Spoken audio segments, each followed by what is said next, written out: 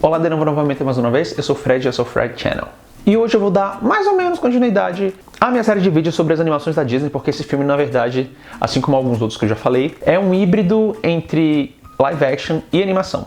Que no caso é o polêmico filme Uma Canção do Sul, que foi para os cinemas em 1946. Depois do filme que eu falei no vídeo passado, que está aqui, inclusive, que é Música Maestro, que eu detestei. Esse filme é extremamente polêmico até hoje em dia. Desde quando lançou até agora sempre tem gente falando, um burburinho, não é mesmo? Um rebuliço, uma coisa muito louca a respeito desse filme. Inclusive até hoje em dia a Disney nunca lançou esse filme home video, que home video no caso tipo VHS, DVD, Blu-ray, esses negócios que você tem em casa, né? E a Disney também já falou que tipo não planeja colocar esse filme nos streamings. Sobre esse filme, sobre todas essas polêmicas, sobre todas as curiosidades, as coisas muito loucas que acontecem envolvendo esse filme, por favor, se inscreva no meu canal, já deixe seu like, né, já para adiantar aí o negócio todo, me siga nas minhas redes sociais e depois quando o vídeo terminar, compartilha aí pra galera, não é mesmo, pra ver se... me ajuda, por favor. O filme se dá início quando uma família está indo pro interior da Georgia, que eles são de Atlanta, mas no caso está indo pro interior, pra fazenda da avó do menininho da criança, porque tipo, é o pai, a mãe, a criancinha e a babá dele, que é interpretada pela Hattie McDaniel, que foi a primeira mulher preta a ganhar o Oscar, e no caso só que ela não ganhou por esse filme, tá bom? Foi pelo Vento Levou. Essa família tá indo pra essa fazenda, essa plantação da avó do menino, e o pai fica lá, a babá, a mãe e a criancinha, e o cara tem que voltar. Ele fica muito triste, claro, né, porque ele continua com o pai, com a mãe, quer ficar com a família reunida, mas o pai vai porque ele tem que trabalhar, né, pelo amor de Deus. E o menino muito triste, sem amigos e tudo mais, papapá, conhece apenas uma pessoa dessa fazenda, na verdade ele conhece entre aspas, porque o pai dele falava que essa pessoa lá, o tio Remus, era um baita contador de histórias e tal, muito legal, papapá. Ok, ele fica muito curioso, né, o menino, claro. Eu também ficaria, porque eu adoro histórias. E ele acaba por conhecer esse tio Remus, que conta a história de um coelho muito barra pesada, muito travesso, muito inteligente, e que tá sempre com alguém querendo pegar ele pra, né, fazer um belo de um jantar, mas ele tem que usar a cabeça, não é mesmo, o cérebro, a sua inteligência, pra sair dessas situações em que ele acaba caindo sem querer. Então, esse menininho acaba aplicando esses ensinamentos, no caso que tem nessas histórias que o tio Remus conta pra ele, em sua vida, quer queira com o problema que tem com a mãe, quer queira com o problema que tem com os vizinhos, que são duas crianças muito escrotas, não é mesmo? Mas enfim, ele acaba usando essas histórias pra lidar com situações que acontecem na vida dele. A mãe dele às vezes fica meio, né, fula da vida por causa disso, vai falar com o tio Remus também, tipo, reclamando dele e tal. Aí a mãe dele pede pra o tio Remus se afastar do menino, porque ele acaba fazendo coisas que a mãe não aprova, mesmo eu aprovando, porque eu aprovo tudo que ele fez, se baseando na história do coelho, tudo que ele fez eu acho que foi, tipo, muito bem feito, entendeu? Inclusive em relação àquelas crianças, aqueles vizinhos lá que queriam afogar e matar e estrangular o cachorrinho, coitado. Enfim, vocês vão, assistam. E daí o tio Remus, depois que a mãe da criança vai falar pra ele ficar afastado do menino, ele vai querer ir embora, claro. O menininho sabe, fica muito louco. Não, pelo amor de Deus, tio Remus, o meu lugar feliz era onde ele estava, porque ele era meu amigo e ele me contava as coisas e ele me fazia feliz. Ele vai correndo atrás do cara, só que ele, infelizmente, é atropelado por um touro.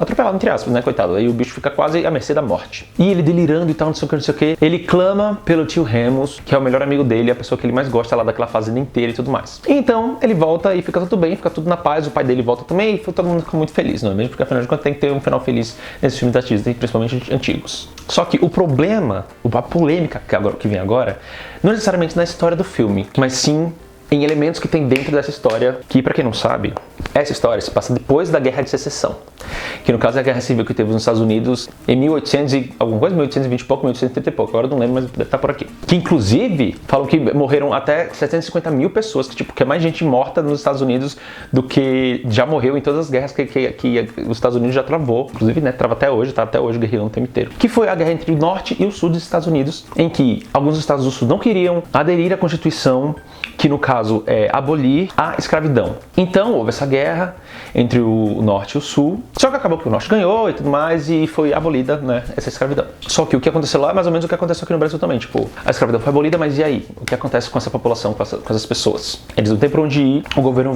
não vai dar nenhum tipo de suporte.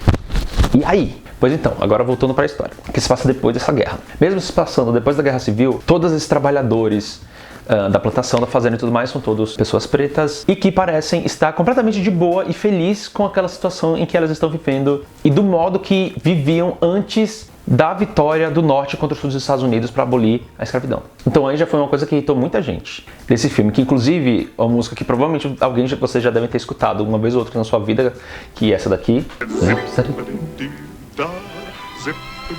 é uma música bem legalzinha, né? Se você escutar e tudo mais. Inclusive a Hannah Montana, Miley Cyrus já cantou, que eu lembro muito bem. Na letra de uma das primeiras músicas, se eu não me engano é a primeira. Nessa música, que eu acho que é uma das primeiras, se eu não me engano, a primeira talvez, esses trabalhadores que estão cantando estão agradecendo por terem tido a oportunidade de ficar nessa terra. Falam que eles estão agradecendo a Deus por, mesmo com o período de escravidão e tudo mais, eles terem continuado vivos na Terra, planeta Terra, vivos aqui, né, nesse plano.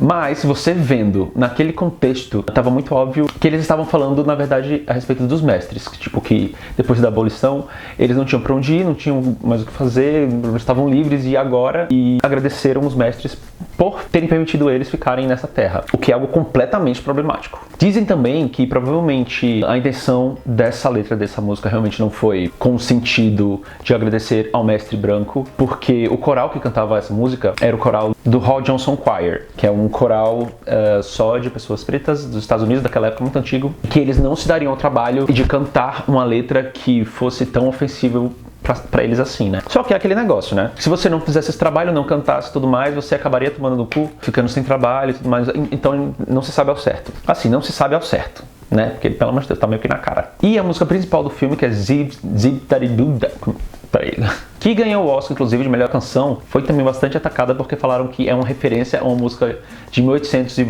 bolinha ali, logo no início de 1800, em que tinha uma música com um nome parecido, que o nome é Zip Kun, que eles também falam Zip, uns negócios assim. E a capa desse álbum, dessa música Zip Kun, de 1834, é um homem preto com uma curvatura meio parecido com um pássaro. E nessa música de 1834 era sobre um cara negro que se fazia de inteligente, de classudo, como um branco, mas que na verdade ele não era nada daquilo e no final ele acabava sendo desmascarado e tal. Ou seja, uma música extremamente racista. Então houve a comparação dessas duas músicas, da música do filme e essa música super antiga que remetia a coisas absurdas. Mas é aquela coisa, tipo, a certeza mesmo, apesar de ter um nome parecido e ter sons que eles fazem, né, zip, e o outro também tem uma coisa parecida, o ritmo é meio diferente, mas de fato só o autor da música vai saber a verdade. E que no caso ele está mortinho da Silva há muito tempo. Esse filme tem muita curiosidade interessante, inclusive a vida da Hattie McDaniel é muito interessante, inclusive do próprio menino que faz a criança principal, que faz o Johnny, é bem bacana também. Então agora, nesse finalzinho, eu vou aproveitar para falar algumas outras curiosidades a respeito da vida dessa galera. A Hattie McDaniel sempre fazia determinado papel que sempre empregavam para ela, como uma mulher preta, gorda, que no caso o nome desse tipo de personagem era Menes. Então ela sempre acabava pegando esse tipo de papel e inclusive fazendo esse filme ela recebeu muito boicote da própria população preta dos Estados Unidos por causa desses papéis que ela acabava pegando, mas ela falou que preferia trabalhar atuando como esse personagem do que realmente sendo esse personagem na vida dela. A criancinha, o menino, Dobby Driscoll, ele e a outra atrizinha foram as primeiras pessoas a terem, as primeiras crianças a terem contrato fixo com a Disney. E aconteceu uma coisa com esse menino muito esquisita no final da vida dele, inclusive ele é dublador do Peter Pan, do filme original. Ele, quando começou a ficar adolescente e tudo mais, ele começou a ter menos trabalho, porque a galera ainda via muito ele como aquela tipo child star, sabe? Tipo, aquela criança, só via ele com o olhar de criança. Ele começou a se envolver com drogas e tal, papapá, fugiu pro México para se casar com a namorada dele, voltou, teve os filhos, se divorciou, não sei o que, foi pra Nova York. E lá ele morreu. Só que o bizarro da coisa toda é que só foram descobrir que ele tinha morrido 19 meses depois de ele ter realmente morrido. Ou seja, meio que ninguém ligava pra ele, nem a própria família. E só foram saber realmente que ele tinha morrido porque depois de 19 meses, diga aí, 19 meses, a mãe dele foi procurá-lo porque o pai dele tinha morrido e daí que ela descobriu que ele já era. Inclusive essa notícia só foi pra todo mundo, no caso que foi noticiado realmente, quando o filme relançou o filme e que daí começaram a se perguntar onde estava essa galera e tudo mais que fez o filme, né? Que daí eles souberam que a mãe falou. Inclusive, pra quem não sabe, o filme foi relançado 4 vezes, apesar de todas essas polêmicas sobre racismo e tudo mais. A última vez foi em 1986. Inclusive, em um desses períodos desses relançamentos, foi num período que estava tendo muito lance de discussão racial nos Estados Unidos e a galera também caiu matando. Muita gente caiu matando e muita gente achou bom quando a Disney lançou esse filme lá pela década de 50. Então, por todos esses fatores, a Disney hoje em dia quer deixar meio de lado. Apesar de ter, por exemplo, um parque lá na Disney em homenagem a esse filme, apesar de várias coisas, eles tentam deixar o mais abafado possível a respeito desse filme, não é mesmo? Então é isso, galera. Se você assistiu esse filme, se você tem curiosidade, comenta aí embaixo, compartilha, deixa o seu like, ativa o sininho e me siga em minhas redes sociais, claro, por favor, tá bom? Obrigado.